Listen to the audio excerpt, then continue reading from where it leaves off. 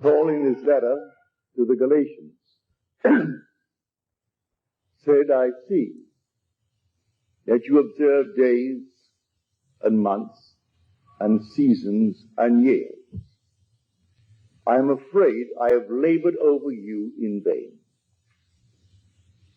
Now here we are, this crowded week of observing these different days.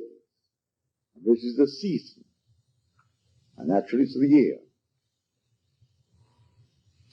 What did Paul give to the world? What he gave to the world is this, that the Spirit of God and the human imagination are one. He said, we did not receive the spirit of the world, but the Spirit which is from God, that we may understand the gifts bestowed upon us by God. Here is the one that became the many, that the many may become the one. For one must be all, and comprehend within itself all things, both small and great. Everything in the world, all that I behold, though it appears without, it is within, in my imagination, of which this world of mortality is but a shadow. So when we are told, if I be lifted up, I will lift all men and draw all men unto me. Now we are told he is lifted up. Therefore all men are already redeemed. But they have to experience it within themselves. They are already redeemed. But in this world of mortality, this must be now, I would say, repeated within the individual. For he must contain and experience all within himself. There is only God in this world. God only acts and is in existing beings or men. So let me share with you a story that was given to me last Friday night. This lady's husband's name is Ray. When I use the word Ray, I am speaking of her husband. She said, last year, Ray said to me, it's going to cost $1,000 to put on a roof, a new roof. We need the roof. Well, it'll cost $1,000. She didn't say they could not afford it. She just said, I saw the new roof. Right then and there, I saw the new roof.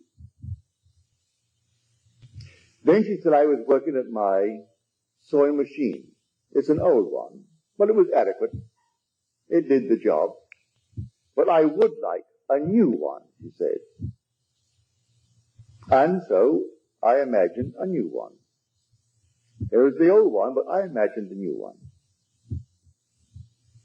Then I was putting away my tape recorder, and I felt how heavy this thing is. I would like a new, lightweight one. I put the old one away, the heavy one, but I thought I would like a new one that is light of weight. So I put it away, the new one that was light of weight. Then she said, Ray said to me, my new shoes hurt. He just bought them and they were hurting. Well, I wanted him to have shoes that did not hurt. That in my imagination. All this was last year. Then came the turn of the calendar year, and we had a robbery. No, they didn't steal the roof, but they took the other movable objects. And this past week, I got a settlement from the insurance company, pardon me, for $2,050 odd. I now have my nice new sewing machine. I have my nice lightweight tape recording. Ray's shoes do not hurt. And there is money for the roof and much, much, much left over. Now, who instigated the robbery? Now on Friday you will hear, if you go to service, there are 7 words on the cross. 3 taken from Luke, 3 from John, and 1 from Matthew and Mark. It's the same one from Matthew and Mark, which is the 4th one. My God, why hast thou forsaken me? That's the one taken from these 2 Gospels. But the first one used on the cross is from Luke. Father, forgive them, for they know not what they do. Everything is moving under compulsion. No one sees the invisible causation. No one sees the invisible imaginal acts that is putting pressure upon everyone who is bent in a certain direction to perform the needed act to produce the imaginal act that is completely unseen by the world. Here, every natural act, natural effect, has a spiritual cause and not a natural. A natural cause only seems. It is a delusion of the fading vegetable memory. Now, in her letter to me, she said, these things I remember. They were all last year, but I remember them. In her case, she is blessed that she could remember when Ray said to her, it's going to cost $1,000 to put on the new roof, and I saw the new roof. Even at the moment, maybe we thought we could not now afford the new roof. When I used my sewing machine, it was adequate, it was good, it did the job, but I would like a new one, and I saw a new one. And when I put away my tape recording, it's all right, it was adequate, but it was heavy when I put it away. I thought, I've seen all these nice, new, lightweight ones, and I would like a nice, lightweight one, good one. Now she said, I have all of them. I have my nice, new, lightweight, my new machine, raised shoes that do not hurt, and the roof will be a new one. The money is there, and much left over. So the first cry on the cross, Father, forgive them. They know not what they do. They're all asleep, moving under compulsion. And men and women, unwittingly, most of them, some wittingly, are setting the whole thing in motion. And they're simply moved. So someone given to the feeling of getting something for nothing, so he takes the tape recorder. If he sells it for anything, that's profit. It costs him nothing. No matter what it cost her, whatever he could get for it, that was sheer profit. If he goes out and finds something that he stole for $100, and he could move it quickly for $15, and one gets a bargain, he made $15. It cost him nothing. His investment was nothing. And there are those in the world who think that way. They're all passing through the furnaces. So the first word on the cross, a word on the cross does not mean a single word. It's a completed thought. So the shortest word is, I thirst. But there are 2 words. Then the next one from John is, it is finished. There are 3 words. All right. Still, it is 1 word when you take the 7 words. So the first word is from Luke. Father, forgive them, they know not what they do. And then comes Luke's second, then comes John's first, then comes Matthew and Mark, and then comes two from John, and then Luke completes it. Father, into thy hands I commit my spirit.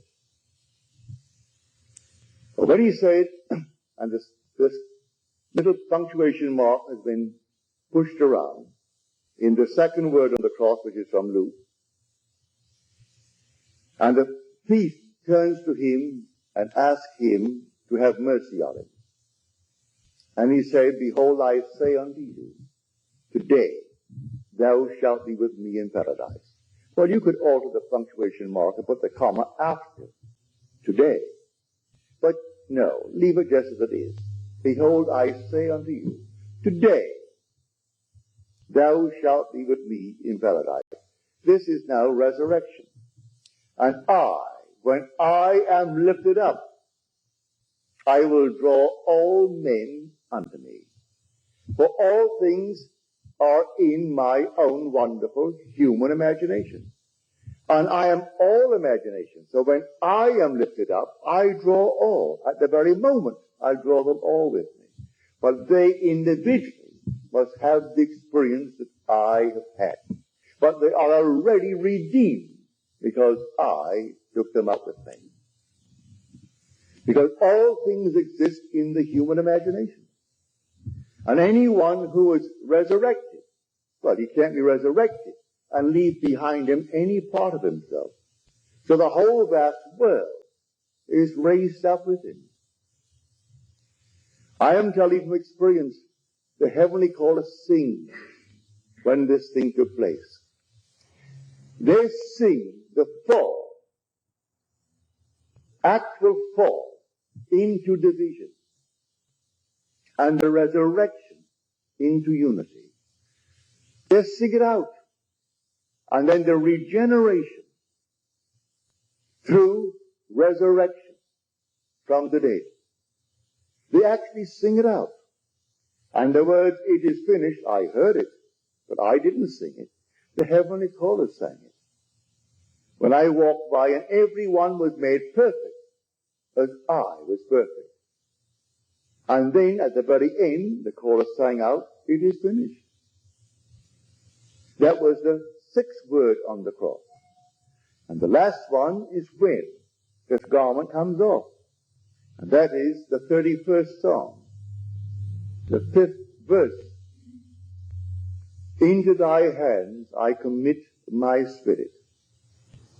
Complete the verse. Thou hast redeemed me, O Lord, faithful God.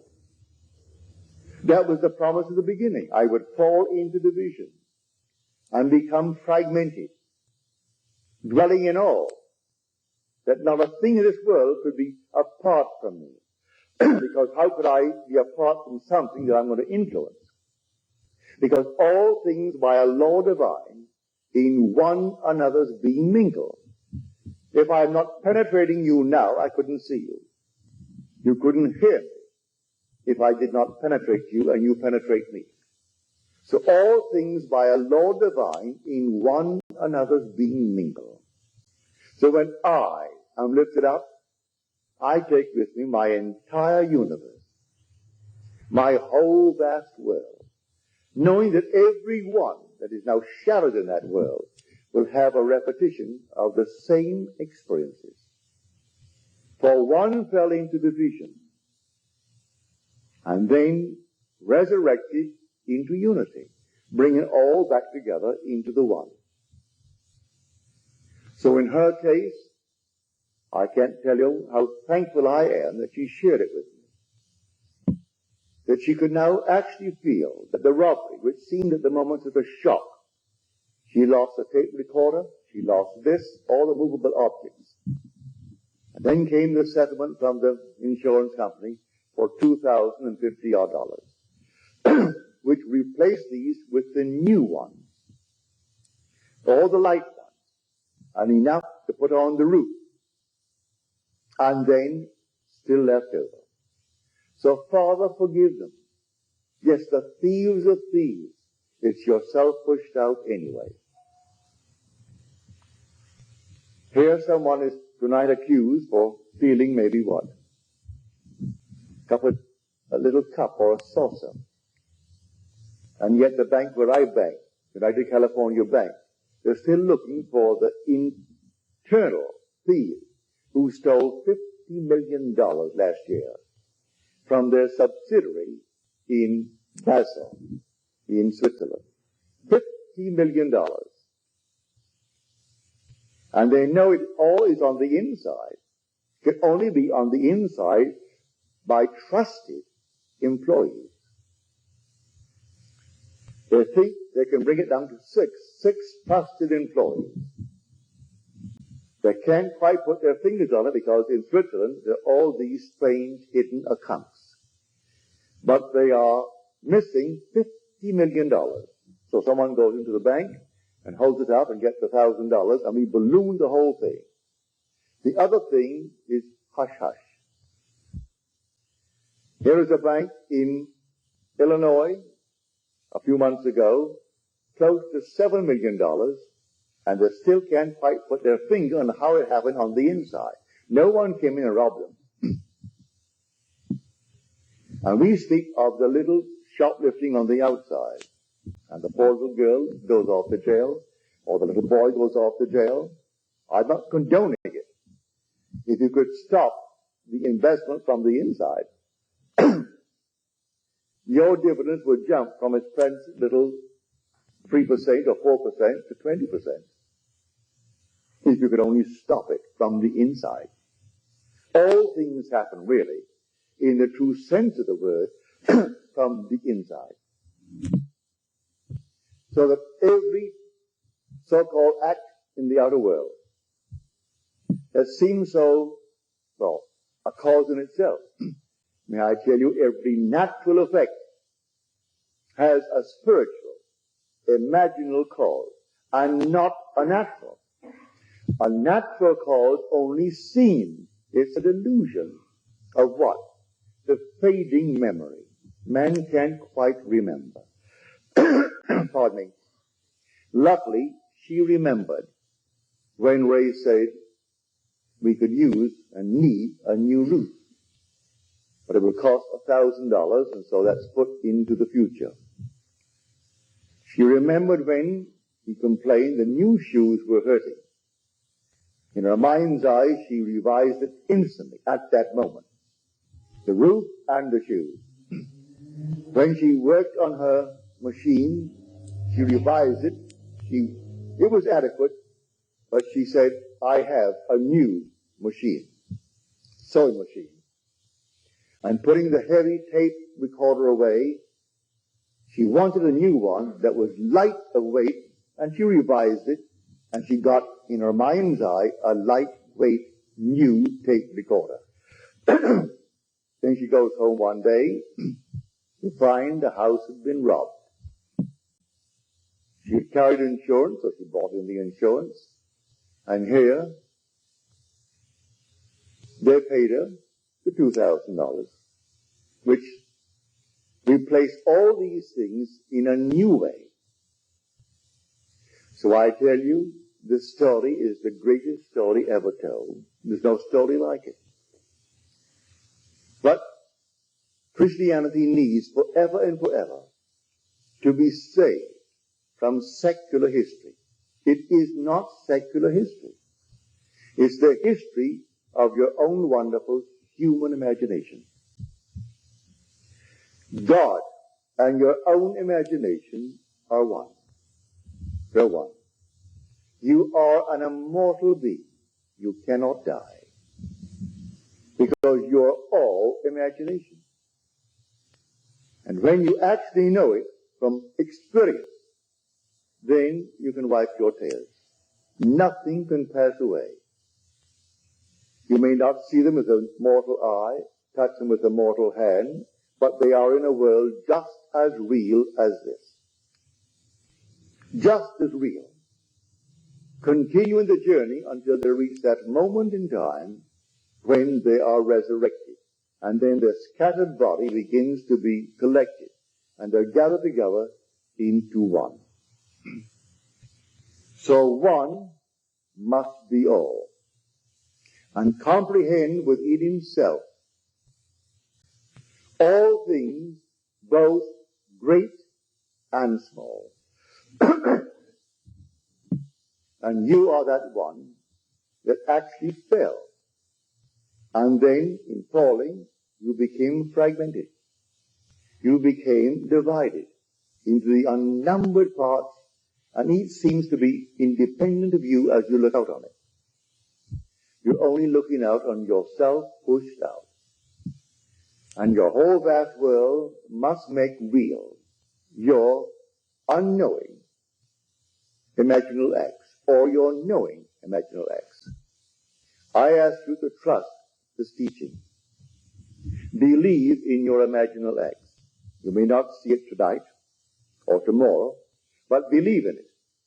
Actually assume the most glorious thing in the world for yourself or any aspect of yourself. Trust it. And that imaginal act, if it takes 1,000 or 10,000 or 100,000 of your projected selves, will use them to make that thing become real in your world. As she said in her letter to me, you may call it imagination, or some may call it thought. But this I do know, having remembered what I did last year, I can say it does produce reality. As I've told you time and time again, imagining creates reality. That all the objective facts of the world are produced through imagination. There isn't a thing that you can name in this world that wasn't first imagined. But you can veto it the minute you imagine it. You can say, as she could have said, we can't afford it, and stop it. She didn't say we can't afford the $1,000 for the roof. She saw the roof, and it was new. But she didn't see the robbery. That's the means. Now, let me turn you now to the 55th chapter of Isaiah. My ways are higher than your ways, and my thoughts than yours. This is the chapter where you're told, my word shall not return unto me void, but it must accomplish that which I purpose and prosper in the thing for which I sent it. So my ways are higher than your ways. Don't concern yourself with how it's going to be done. For the same voice who spoke these words said this in the 32nd chapter of Deuteronomy, the 39th verse. I, even I, am he. I kill. I make alive. I wound. I heal. I do all these things, and none can deliver out of my hand. He's playing all the parts. And if one is basically inclined to steal, he will use it to produce the necessary means to get the money to put on the roof. So she comes home, and there was a robbery. All the things have been replaced with new ones and better ones, as she desired them. At the moment, it seemed to be a shock, but she set the whole thing up in motion, for she's the one who spoke those words. I kill and I make alive. I wound and I heal. And none can deliver out of my hands. For the Spirit of God and the human imagination are one. And there is nothing but God. All things were made by him, and without him was not anything made that was made. And so if all things are made by him, is there a thief in the world? He's playing that part. Is there a so-called hero in the world? He's playing that part. A coward? He's playing that part. He's playing every part in the world, and it all adds up to produce the unseen imaginal acts of men. So you are alone, and you think no one sees me, and this means nothing. It's only my imagination. And you carry on your lovely imaginal act. And so that's it. Not knowing that you're actually producing tomorrow's effects in this world. And when it comes into the world, that natural effect has an unseen, invisible, imaginal act as cause, and not a natural cause. A natural cause only seen. It is a delusion. Delusion of what? Of your fading memory. You don't remember when you did it. So when confronted with your own harvest, you can't quite believe it. You can't remember when you did anything that could actually be like this. I didn't rob myself. I never thought for one moment of robbery to get the money. No, but I did see the whole thing done. And there are thieves in the world, all over the world, and they're all played by God. There is nothing but God. God only acts and is in existing beings or men. Now let me find that actor, because God only acts, and he is in all existing beings or men. Well, I'm a man. I've got to find that actor. For the thing that I see reflected in the mirror when I shave in the morning is a mask. That's persona. Now, who is wearing that mask? I answer, if you say, Neville, I turn around and I say, yes, here I am. But who is the being that is there? I am. That's my real name. But the mask is called Neville. But I will say, I am Neville. So the wearer of the mask called Neville responds. That being in that mask, behind that mask that no one sees, is God.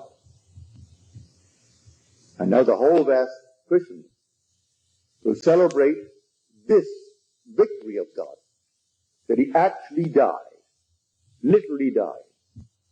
But God's first attribute is mercy. And God turned death into sleep.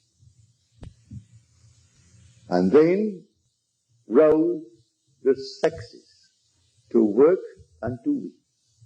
And so all the sexes rose as masks. When God died, he buried himself in humanity and died. And then his first attribute, mercy, turned it into sleep. That's what Blake meant when he said eternity exists. And all things in eternity independent of creation, which was an act of mercy. That was the merciful act, to turn death into sleep. And God is dreaming this dream. One day he will awake. And when he awakes, he resurrects. And then he gathers into his own being all his scattered beings. So all are gathered together.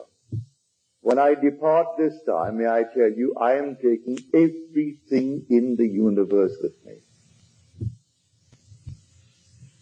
And when I am lifted up, I will raise all unto me. Read it in the 12th chapter of John. Not one can be left, because all things exist in the human imagination. But it's not raised up until he who is scattered is awakened to unity. And then he draws into his one being all that was scattered. So there's sin, his fall into division, and his resurrection to unity. His fall into the generation of decay and death, and his regeneration into the generation or the resurrection from the dead.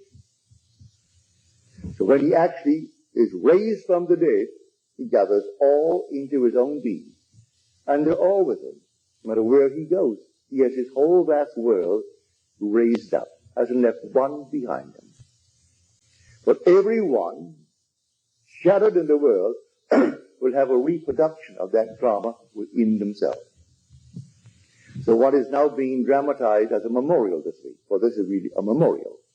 This is simply a great memory, a remembrance of what God has already accomplished. And so they're perpetuating it through Good Friday, then comes the burial on Saturday, then comes the resurrection on Sunday. But the whole thing is done. It's all done. Only to be repeated in the individual, and then the individual, who is a semen scattered, becomes the unit, and he draws his vast world unto himself, and he is resurrected. So the one becomes the many, and then the many become the one. So whenever one is raised, he takes his whole vast world with him, even though it seems to be left behind. And every aspect that it seemingly is behind becomes the unit, and then it raises up. So one must be all. That is the story of the Christian mystery. One must be all. So the first cry on the cross, Father, forgive them. They know not what they do. And they do not know what they do. They go blindly on under compulsion, executing the unseen imaginal acts of humanity. And they move under compulsion. To pick this up, I told the story. I was severely criticized for it by a lady at a dinner party one night when Fred Bales, who is now gone from this world, and he gave a party at the Ambassador Hotel. And I had told this story about 2 weeks before, and one of his great, I would say, contributors, who would come and always write a huge big check at the end of a year or end of a month to keep that going. And she was most critical that night. As I said, I didn't feel well that night at all. And she said, I can't quite understand how you could take the platform, an audience of 2,600, 1,000 who could not get in, they're all overflowing, at the Fox Wilshire, and tell what you told concerning your wife. That was my first wife. I told a simple story to explain that everything in this world must be forgiven. I don't care what it is. When I met the girl who now bears my name, who is the mother of my daughter, the very first moment I met her, I knew she is going to be my wife. She didn't know it, but I knew it. I said to myself, she doesn't know it, but she is going to be my wife. We sailed for Barbados 6 months later, and she met my mother, met my family, met them all. They all loved her. That was back in 1936. In New York City, because of some archaic law, it's now passed, you couldn't get a divorce unless she was insane for 7 years, or adultery, and that's all. The Orthodox Christian churches have sewed the whole thing up so that it made life miserable and made everything simply, a burden to all. But when I met her, I had just such an entangled background. And here is New York City, the most archaic city in the world concerning its laws. I went to bed and slept as though I were happily married to the girl who now bears my name. I did not have any physical emotion with her. Just she was sleeping there and I am here, and it's blissful. I did that for 1 solid week. Then comes a telephone call from the court one morning, telling me that I must come down to this federal court on Tuesday morning. Well, I was groggy. It was early in the morning. And in those days, I didn't rise as early as I do now. And so I just said, all right, and I hung up. after I hung up, I wonder, what on earth is all this nonsense? What have I done? I must be in court. I haven't received the summons. Not a thing. I must be in court. Well, on Tuesday morning that I'm supposed to be there, I made no effort to go there. And about 9:30, the phone rang. It's the court. And they say to me, you're supposed to be here in court this morning. You meet at 10. And I said, what on earth am I supposed to be in court for? They said, well, it happens that your wife is arrested. And we thought maybe you could throw some light on the reason for her arrest. That's why we're asking you to come down. Well, I wasn't shaved. I simply threw myself into the clothes and off I went to a taxi down to the court. And I got there just as they were bringing her in. Man whispered into the three judges, one judge's ear, that I was in the audience. The judge asked me to take you don't have to swear, but will you please take the stand and throw some light on the behavior of your wife? She tells me you've been separated now for almost 14 years. I said, yes. Is it a religious reason why you've been separated? I said, no, none whatsoever. We knew we were wrong the very first day we got married. We knew it was completely a failure. But, right away. Then he read the case. She was picked up for shoplifting. They went to her home and found other things in her home. I said, what do you say for this? I said, as far as I'm concerned, I don't think that really she is a shoplifter. As far as I'm concerned, she just moved under compulsion. Taking into consideration her age, she's 8 years my senior, and she's passing through a certain emotional state. And do be lenient. We have a son, and he lives with me. And I don't want anything to happen to his mother that would cast any shadow on his life. He is a wonderful boy. He is in my charge by law. He is in my home, lives with me, and I don't want anything to happen to her that in any way would reflect upon my son. The judge said, in all my years on the bench, I have heard no plea by one for another who has every reason in this world to get her committed, because that in any other state would be enough for what he wants to the divorce. And yet he pleads for. He sentenced her to 6 months. And then on my plea, he suspended it. She met me on the outside and said, Neville, that was a very decent thing to do. Give me my papers. She knew I was looking for them. And my dancing partner told her I was looking for to serve the papers and therefore to be scarce and move out of New York City. So she did. But she had to commit the act, and they had to call me and ask me to throw light upon that. How could I condemn her? Who was the actual cause of her shoplifting? I slept as though I were blissfully married to the girl who now bears my name. And I had to get the evidence. I had to get some reason to bring the action. And here my wife actually gave me the papers. I said, I don't have the papers with me. She said, I'm driving home to your place right now, and you can give me the papers. That's illegal, to serve your own papers. But she drove up to my hotel where I lived.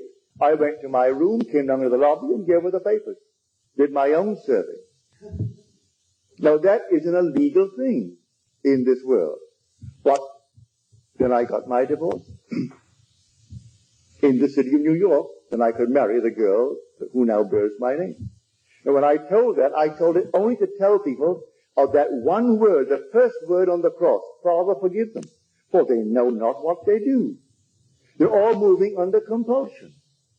And the unseen causation is hidden from the world.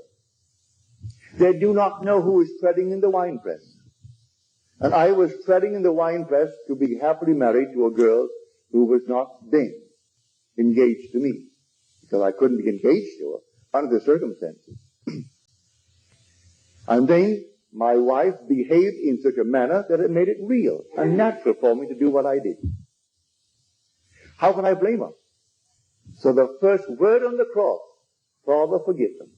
They know not what they do. They have to do what they do. I have to fall into division and fragment my being into the unnumbered parts called humanity,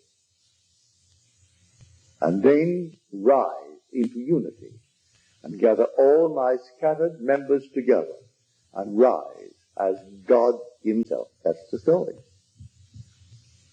It is God who fell and God who rises.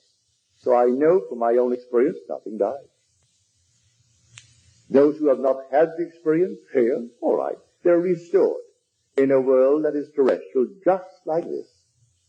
And they continue their journey until that moment in time when they're resurrected.